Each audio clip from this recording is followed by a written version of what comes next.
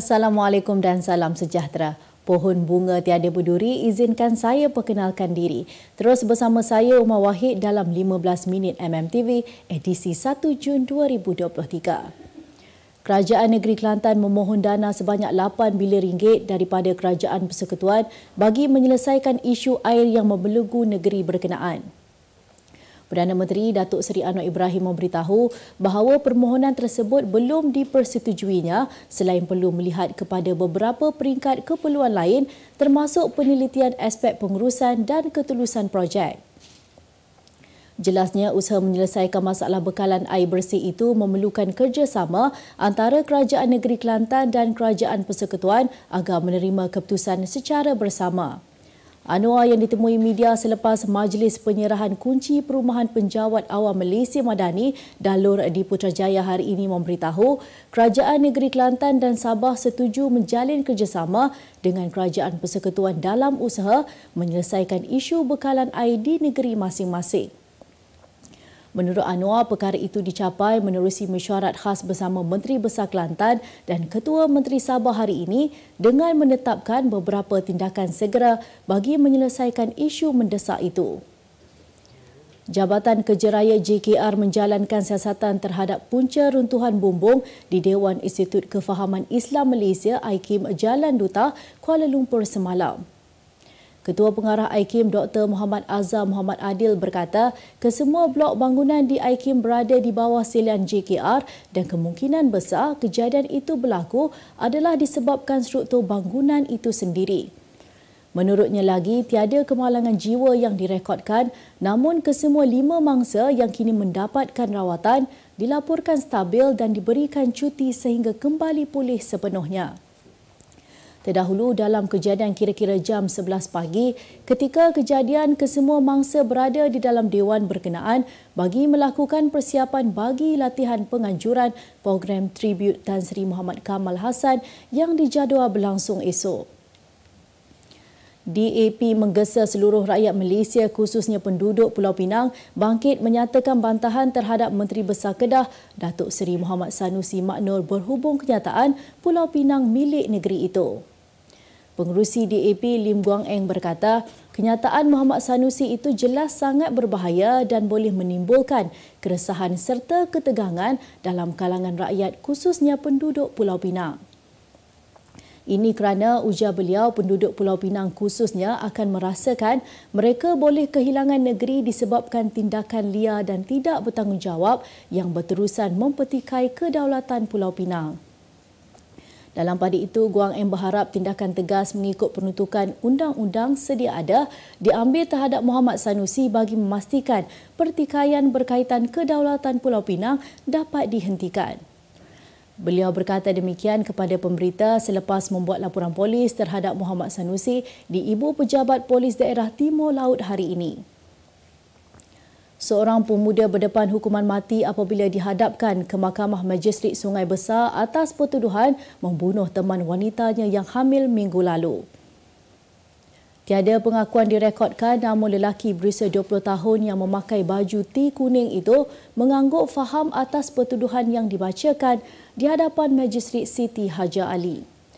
Berdasarkan pertuduhan, dia didakwa melakukan kesalahan bunuh terhadap seorang wanita berusia 21 tahun yang dipercayai dilakukan dekat Jalan Sungai Limau, Sungai Besar kira-kira pukul 8.30 malam 22 Mei sehingga pukul 8 pagi 23 Mei lalu.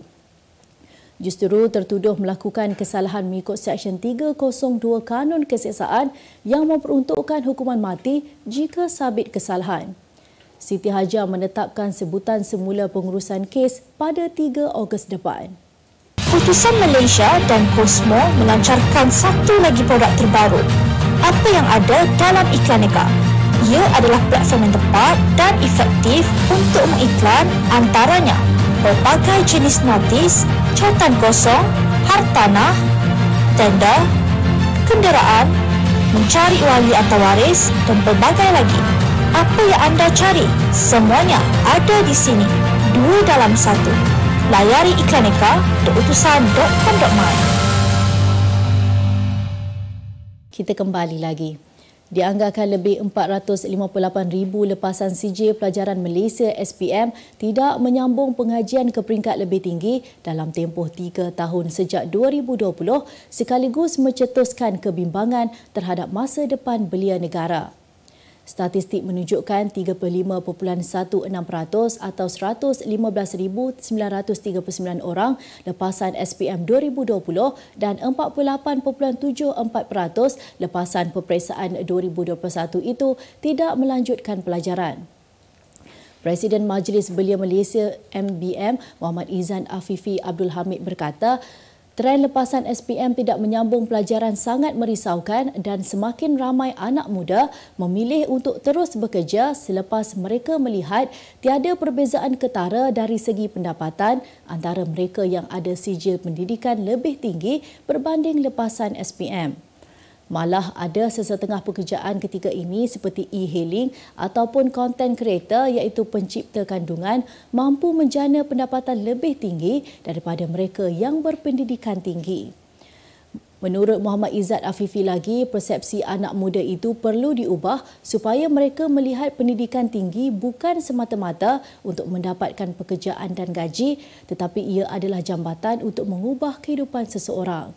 Perbadanan Kemajuan Filem Nasional Malaysia FINAS menamatkan kontrak Profesor Dr. Mat Nasir Ibrahim sebagai Ketua Pegawai Eksekutif CEO berkuat kuasa hari ini. FINAS dalam satu kenyataan berkata keputusan itu diambil selepas melihat kepada keperluan badan itu melakukan perstrukturan semula atau dasar program dan aktiviti kreatif bagi menghasilkan filem tempatan yang berkualiti. Dalam kenyataan sama, Timbalan Ketua Pengarah Pengurusan FINAS, Rozita Wati Rizwan akan mengambil alih tugas tersebut sepanjang tempoh interim.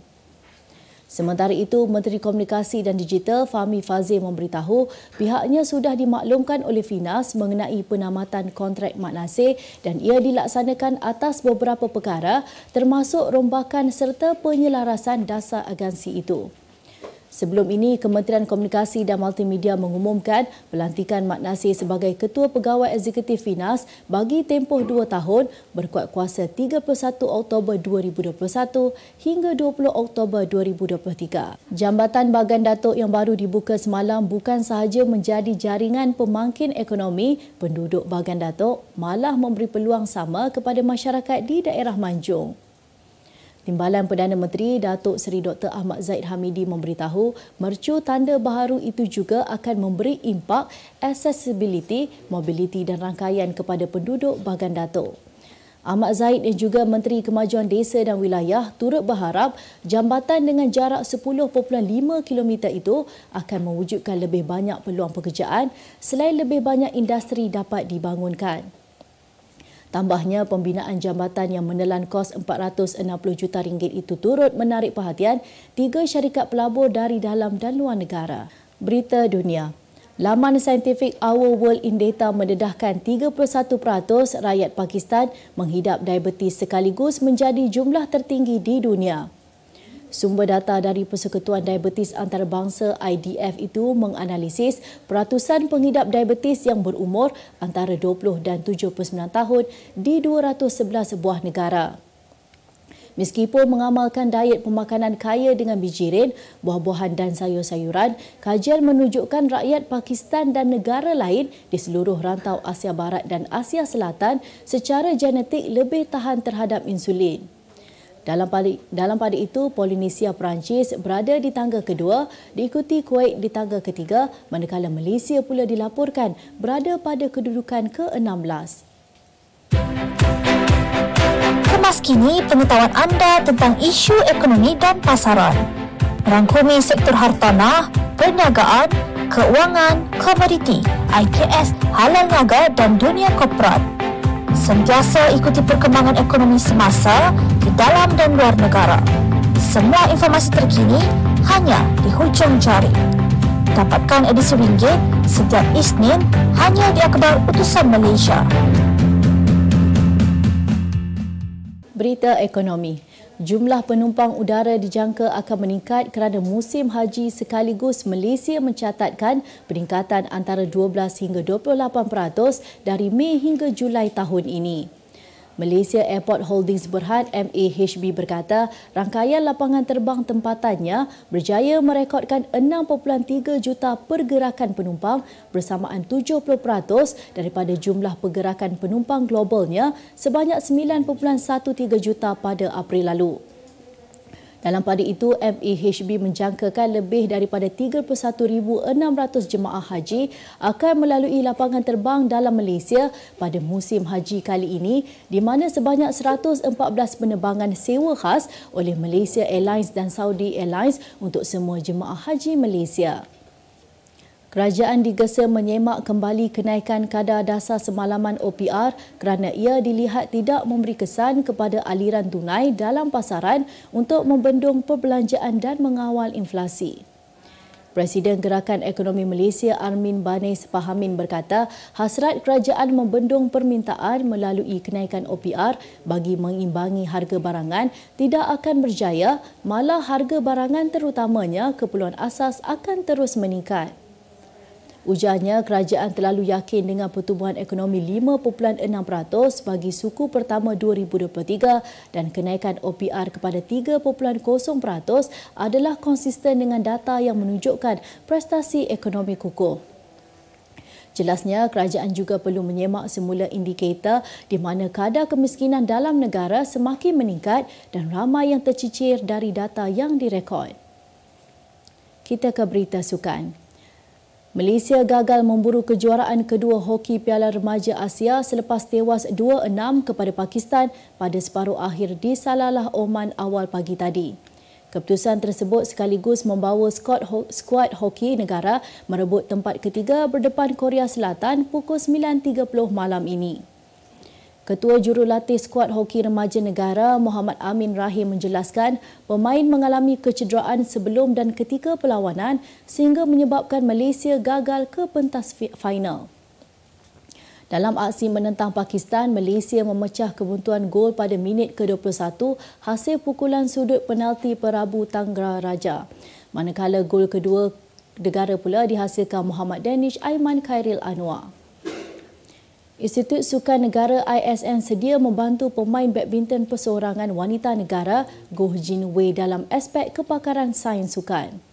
Ketua Pegawai Eksekutif ISN Ahmad Faizal Mat Ramli berkata pihaknya tiada halangan untuk membantu naib juara remaja dunia 2 kali itu, namun pihak Jin Wei perlu menanggung kos perkhidmatan yang disediakan disebabkan pemain tersebut tidak lagi bernaung di bawah program Majlis Sukan Negara MSN.